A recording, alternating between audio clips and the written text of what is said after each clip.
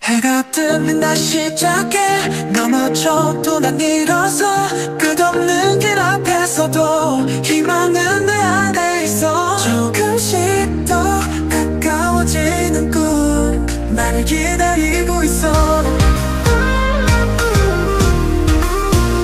작은 바람 불어와도 내 마음은 흔들리지 않아 언젠가는 이 길 끝에 밝은 빛이 비출 거야 이 길 끝에 무엇이 있을까. We are here in a random cafe in Insadong. Dito po kami nagsistay kasi sabi ni Mama, dito yung combination ng social tsaka mga ritual. Ritual? Temple? Oo, kasi gusto ni Mama pumunta doon sa mga temple. And meron din dito mga art gallery. I think based on the situation, you know, sa paglakad-lakad ko within the first few minutes of being here, ang daming mga art museum dito kaya I'm very excited to roam around. This cafe is so cute, right? Unang lunch po namin, kaya sabi po nila mag-samgyup salamat kagad. Everyone say hi! Hi! Nag-order po kami ng moksal. Ayan, nag-order kami ng moksal and samgyupsal. You know, the classic. Pero hindi pala sila only dito. Charot lang. We are in the 853 restaurant. Nakita ko may Michelin star sila dito. Kaya syempre, and malapit lang siya sa hotel room namin. Kaya, ayun, lalaman kami. Yun. Naku, parang masarap to kapag kakainin. Pero mama, manlalandi ako mamaya. Anong comment mo ba? Anong hindi pwede? Kailangan sila yung manlandi sa akin. Bakit Pinoy lang? Kailangan ako yung lalandiin nila. Kaya mataas reviews kasi may libreng drink. Kamsamida. Yun. Unang beses ko po kumain ng samgyupsal dito sa Korea. Tatry natin. Sabi daw kailangan ng asin. Tsaka mix muna natin with asin. Okay. Tapos first time ko i-try itong kimchi na to. Kailangan kita yung thumbnail niya. First time to try kimchi. More Ben. Nice. Delicioso. Papakita ko sa inyo ang mga ginawa ko dito sa Korea in a way that's very personal na kuwari nandito kayo. Imbes na parang, punta kayo sa 853. Gano'n diba? Masarap talaga yung pagkain dito. Ginugol ko to. May Michelin star siya. And honestly, super good. Yung sa the Kuya staff, sila yung nagka-cut up ng meat for us. Yung moksal. Moksal is pork shoulder. Sarap, malinamnam po. And perfectly cooked kasi sila po yung nagluluto para sa amin. Yung mga bata, masarap din. Na-try ko yung buckwheat noodles doon for the first time. Hindi ko na videohan kasi sarap. Cold noodles. Ayun.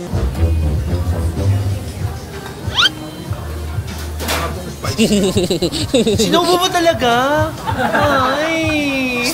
I wanted to eat it! Tapos na kami kumain sa 853. Nahanap ko po to because of TripAdvisor. Not sponsored, by the way. And that's my tip for you guys. Para kung pupunta kayo sa Korea, maghanap kayo ng mga magagandang review. Diba? Sa TripAdvisor ko nakikita yung mga 5-star reviews. Pero minsan, kuwari like 853, honest to God lang talaga. Meron silang tactic. Actually, cute yung tactic na may freebies silang binibigay. Like free sodas when we give 5-star reviews. Pero, worth it yung 5-star review na yun kasi napakabait ng staff. Magaling sila mag-English. Tapos sila pa yung nagluluto. I loved it. I loved it so much. Kaya yun, read the reviews in TripAdvisor and Google. Madali na lang yan para sa inyo. Kakayanin natin yan. Okay, on to the next chapter in our life. Diba, Ma? Yeah. Yun ang ambag mo. Also, super important tip you guys, kailangan ninyo, as in, medyo mali namin to, pag step ninyo in Seoul, bumili kayo ng T-Money. So this is basically your card for your transportation. Oh, this is really cute. This is your card for transportation. Kailangan nyo to. Kasi nung nasa subway kami ng ate ko, parang naloka kami, nawawala kami. Hindi namin alam kung anong gagawin. Wala kaming dalang cash kasi nung pagdating namin sa airport, 1 a.m. na, tapos sarado na lahat ng bagay. Kaya number one thing you need to get is a T-Money. So you can roam around the place. Okay? T-Money. Hindi tigang. Hindi hindi T-back. Ay, Emmy. Nandito kami sa Insadong nagstay and medyo nagulat ako kasi sabi ko, ba't hindi sa Myeongdong? Diba dapat yun yung mga shopping keme? Pero apparently dito sa Insadong at nagulat ako, napakaraming mga art gallery dito. Alam naman ninyo ako, adik ako sa art. Art! Diba? Kaya if you want to experience the art galleries here in Seoul, dito kayo sa Insadong. Basta sa loob ni Dong, Insadong. Meron sila street dito na punong-puno ng mga art gallery and meron din malapit dito na museum. Kaya titignan natin yun maya-maya. Medyo naloko lang yung schedule ko. Pero you know, we have to live spontaneously minsan, diba? Insedong, dongkitong, pakidongkito. Tingnan mo, exhibition oh. Exhibition. I love it here. Parang art place dito eh. Isabel, ano yun? Ewan ko sa'yo. Ewan ko sa'yo. Shoutout kila Gerald Napoles, kay Molina, tsaka Ha Junyong. Kasi nakita ko yung isang lugar kung saan kayo nag-taping at nakita ko kung saan yung scene ninyo. Wait lang. Diba? Dito kayo nag-taping. Naalala ko, Gerald, naglalakad kayo dito. Dito sila nag-taping. Nakakatawa. Sa Insedong pala yun. Alam ko naman kasikreto ninyo. Hello, share ko lang. Ang pogi ko, diba? Cute yung outfit, diba? May nakita ko isang store ng mga vintage outfits sa kung saan man dito sa Insedong, diba? Tapos, may isang cute na guy. Lalapit ako sa inyo para ikwento ko. Tapos, biglang he was helping me around with picking and choosing my outfits. Tapos nakita ko, tapos siya pa yung nag-recommend nitong, nitong top na to. Hindi man lang niya ni-recommend sa sarili niya. Tsaka, this belt to match the outfit. It's actually pretty cute. You know what? Kung hindi man lande, I would have still gotten it. Pero ayun, day one pa lang akala niya dito, marupok na kaagad sa Koreanong Opa. Ayun. Pero nakuha ko naman Instagram niya. Are you proud of me, girls and boys? Nakuha ko ang Instagram niya. Hindi ko na alam kung anong gagawin ko sa impormasyon na yun, pero titignan natin, di ba? Malay mo, makita niya siya sa vlog na to. Who knows? At dahil po dun sa situation na yun, nagpaganda na po ako for the rest of the day. It is 3:33 p.m. Baka may mahanap pa tayong opa. By the way, look at my back. Hindi mo makita pero it's backing. Toot, toot, toot, toot, toot. Para sa mga pupunta ng Myeongdong, please, I'm begging of you, do not wear white. Kasi ganito ang mangyayari sa inyo. Ganyan ang mangyayari sa inyo. Gusto nyo ba mangyari yan sa inyo? Meron din akong white long sleeves kanina, nakabibili ko pa lang, di ba? Wala na po siya. Kaya kung pupunta po kayo sa Myeongdong, which is basically this area, wag po kayo mag-white. Kasi kung mag-white po kayo, talo po kayo. Okay? Wow! Alam ko, marami na akong kinain, pero parang nagugutom ako ulit sa Korean. Lesson number 2 kapag pupunta ka ng Myeongdong, have an itinerary of what you're going to buy. Kasi meron tayong Olive Young dito. Literally, pagpasok ko sa Olive Young, na-overwhelm ako sa number of skincare items. Pati na rin sa mga iba't ibang skincare and makeup brands dito. Kasi wala akong alam, hindi ako nag-research. Naging busy po ako sa concert ko bago ako pumunta dito sa Korea. Kaya lesson number 2 in Myeongdong, always have an itinerary of what you want to buy. Kasi ako, babalik pa ako dito kasi magre-research muna ako sa gabi, diba? Kaya ngayon, wala, tulala, kain, nga. Lesson number 2, always have an itinerary dito sa Myeongdong. Kasi tayo, wala tayong iniisip na bibilhin natin, di ba? Eat everything! Ayun, yun lang gusto mo kumain eh. Ikaw, may bibilhin ka ba, Kuya Mick? Kain lang. Ayun, puro pagkain. Mga Manyego, puro mga kain lang kaya kain namin dito. Ayun ba? Sana yung ina mo? Sana yung ina ko? O nga no, sana yung ina ko? Aligato! Ina ko? Mama ko? Ayan, example ng parati bumibili na lang ng pagkain. O, anong in-order mo ngayon, ma? Burning beefsteak. Hindi ba kaka-8 food stall pa lang natin kanina? Yeah. Tikim-tikim lang naman. Ay, nako. Ay, go! Actually, that's actually very cute. Oh. Tingnan natin. Wow! Oh, habang kumakain dito, nagpa-party-party kami. Papa, party-party! Isa po sa mga bucket list ko dito sa Seoul, Korea is mag-vintage shop hanggang mamatay ako. At sakto, nandito tayo sa Myeongdong, may nakita akong Myeongdong Vintage talaga yung pangalan. And grabe, napakamura ng mga products dito. Marketer! Gusto mo yun? Minamarket ko. Pero honestly, no. Kasi kulang talaga ako sa damit. Kaya bumili ako ng white shirt na to, gray slacks, tapos this black cap. Kasi sabi ko naman, minsan gusto ko naman magmukhang opa, imbes na naghahanap ng opa. Diba? Sana makahanap pa rin ng opa though. Annyeonghaseyo! It's day 2, the sun is shining! Wala akong hangover kasi nagparty kami sa Itaewon tapos pinagkakamalan akong lalaki. May 2 babae nagsabi sila sa akin, "Hi, are you opa?" Sabi ko, "Upakin ka na dyan, nakla." Pero hindi sila Pinoy, mga Hapon sila. Kaya hindi na ako naintindihan. We're just gonna enjoy cuisine. Tsaka pahinga muna tayo muna today mga B. Hindi ko na kaya. Tip number 69.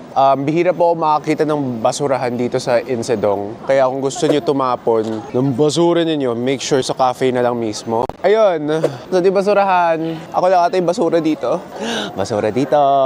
Pero medyo weird ha, wala silang basurahan, pero sobrang linis ng mga kalye, diba? Not a speck of garbage anywhere. Diba ma? Yes. So, dapat yung basura ilalagay mo na lang sa bag mo. Kaya nga, baka sa bag na lang talaga. I'm not sure. Ito yung view ko ngayon. Happy birthday!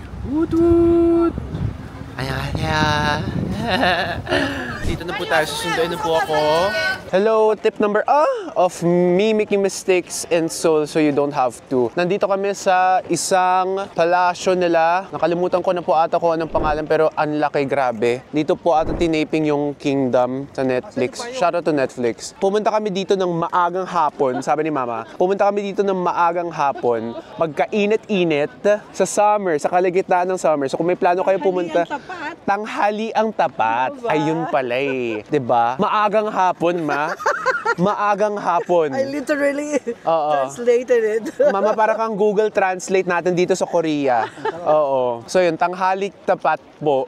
In the middle of summer, in June, pagkainit-init, pakapaso-paso dide. Kaya tip para sa inyo, huwag kayo pumunta ng tanghaling tapat sa mga temple kasi sobrang mainitan kayo. Okay? Punta kayo somewhere in the late afternoon kung bukas pa. Hindi ko pa alam kung until what time to or mas maaga. Kasi nandito ako ngayon, literally in-air fry ako ngayon. And also, kung gusto nyo maglakad na parate, okay naman sa summer, nalalamigan naman din na kami sa hapon tsaka sa gabi. Pero sa mga oras ng ganito, tanghali tapat ang init. Pero windy naman.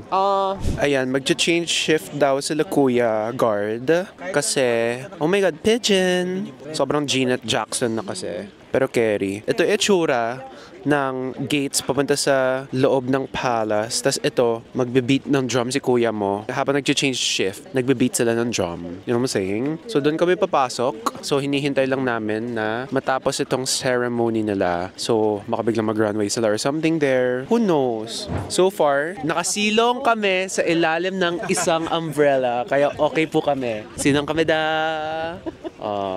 Grabe. May malalang kwento sa inyo guys mamaya. Okay?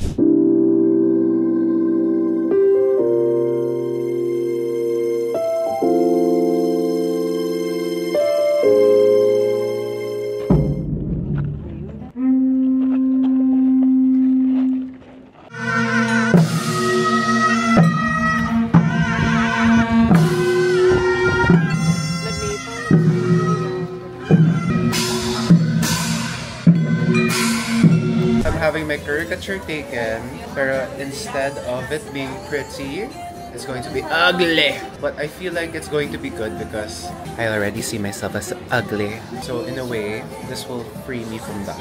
Minsan sa buhay, tinitingnan natin, sarili natin na pangit talaga tayo. Na-insecure tayo sa sarili natin. Pero kapag inaamin na lang natin sa sarili natin, kahit naman mangyari, ako ay ako. Tignan natin ang resulta, di ba? Baka in a way, it's freeing. It's liberating. Matatry natin. So, ito yung mga itsura. And, ayan kasi, titignan natin kung kaya nga talaga ako papangitin. Di ba? So, mayan. Actually, I'm kind of scared. Kung aminin ko sa inyo, medyo may pake talaga ako sa kung paano ko tinitignan ng ibang tao. And, minsan, most of the time, napapangitan ako sa sarili ko. There are different sides of me that I want to change. Different parts of me that I want to adjust. Baka in a way, seeing myself, seeing me, na OA yung pagkapangit, baka mapaisip ko sa sarili ko, ay, hindi naman talaga, diba? So ngayon, kaya titignan natin. Kailangan nakangiti lang ako pero ngayon. Sabi nga, hindi ako pwede tumigil sa pagngiti.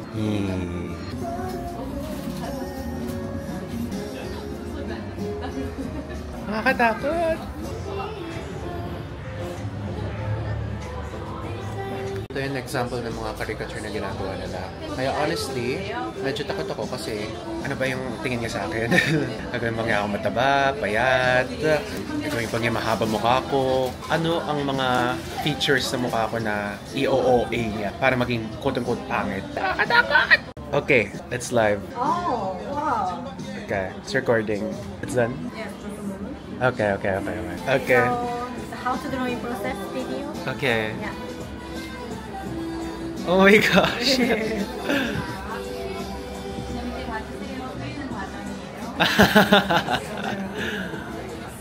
Wow. Wow. Kamsahamnida. Ito ang naging itsura ng caricature ko po. So, side by side. I don't look like. Well, di ko naman masyado. Yung lalaki ngayon, yung bibig ko. Tapos yung ilong ko, normal size naman. Cute na kuha ngayon eyebrows ko, at least. Diba? Cute! Tsaka yung tenga ko, malaki yung tenga ko eh.